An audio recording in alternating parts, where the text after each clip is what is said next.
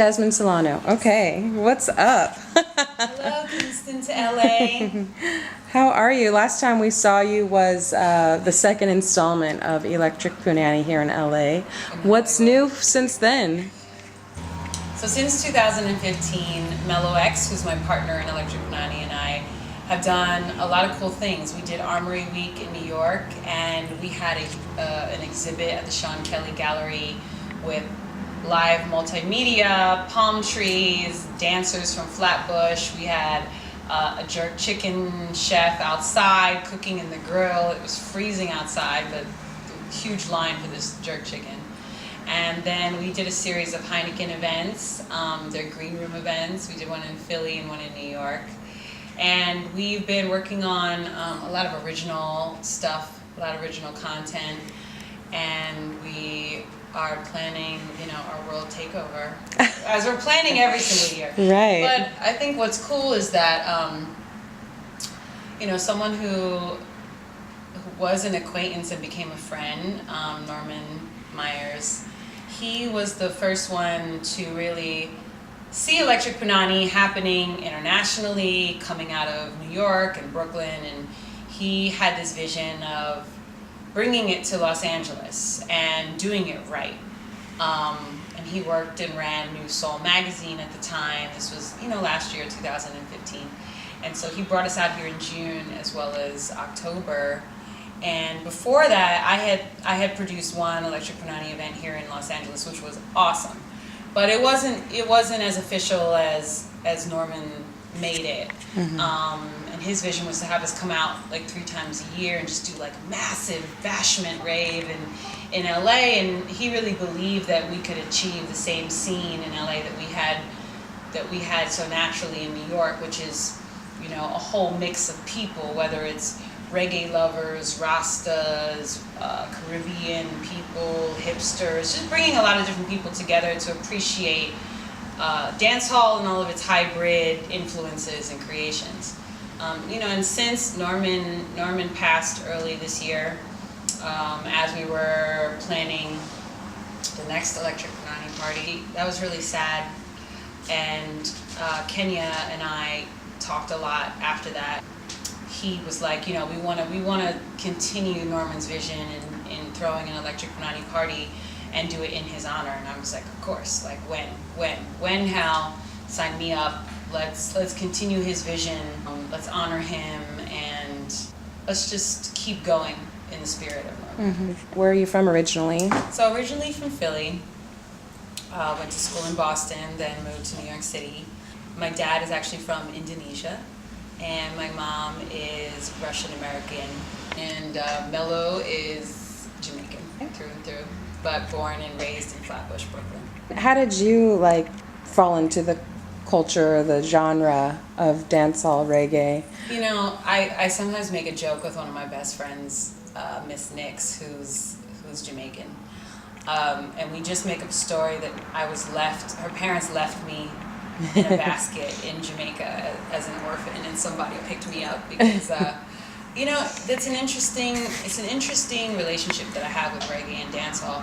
When I was about 16, I got my first Fin Rock and Shortcut mixtape, and I remember Buju had just released Champion, and that was kind of my first real introduction to reggae and dancehall.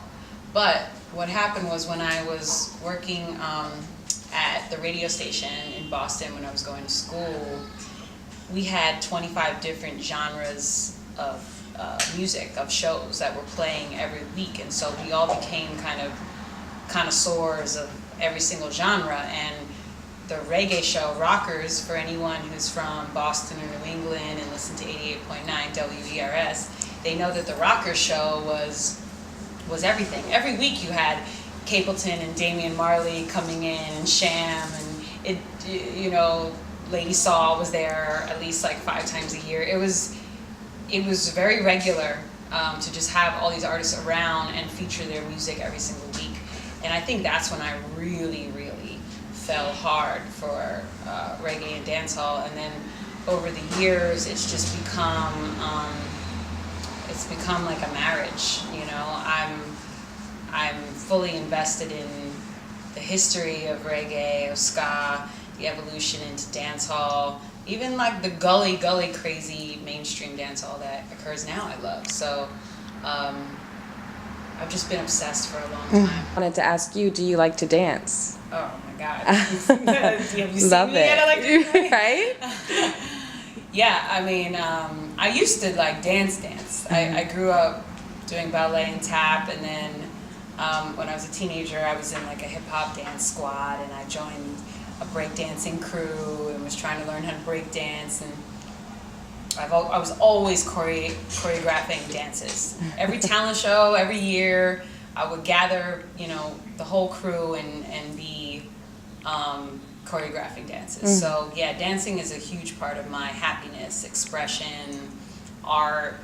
It's everything. To be 100% honest, I feel like dancehall to me is like it's like the purest form of sexuality, and even when you see women dancing, whether it's just a slow line or whether it's daggering upside down, it covers the whole spectrum of how you feel about your own sexuality, and you're allowed to express it in that space.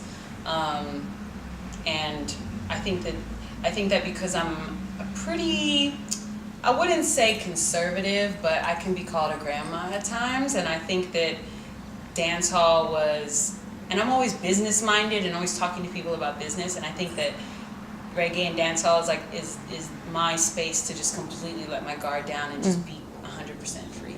Yeah.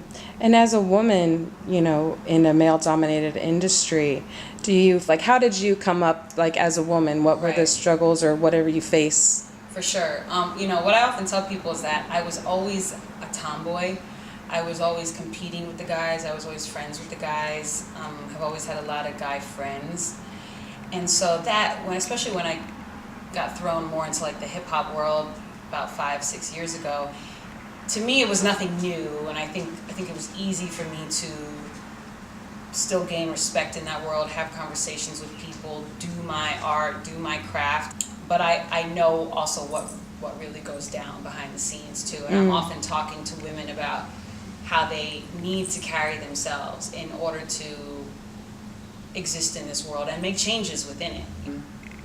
And I think in terms of dance hall, I don't really know what power it gives me. I just know that I turn into this wildebeest of force, Yeah. And I think when you're so overtaken by music and you're already so obsessed with it and you don't care who's watching and you don't care who's in the room, I think that radiates. And I think that's why people love Electric Punanny, because when me and Mello really get into the zone and we're just having a blast, it's infectious, it's contagious, and it carries out, it ripples, and then when people lose their mind, that ripples back to us, and then we go even crazier, and it's an exchange of energy that's pretty much been unmatched in my life so far.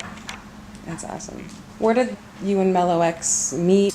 So Mello X is my brother from another mother. Me and his mom are actually pretty close. And we met in 2007.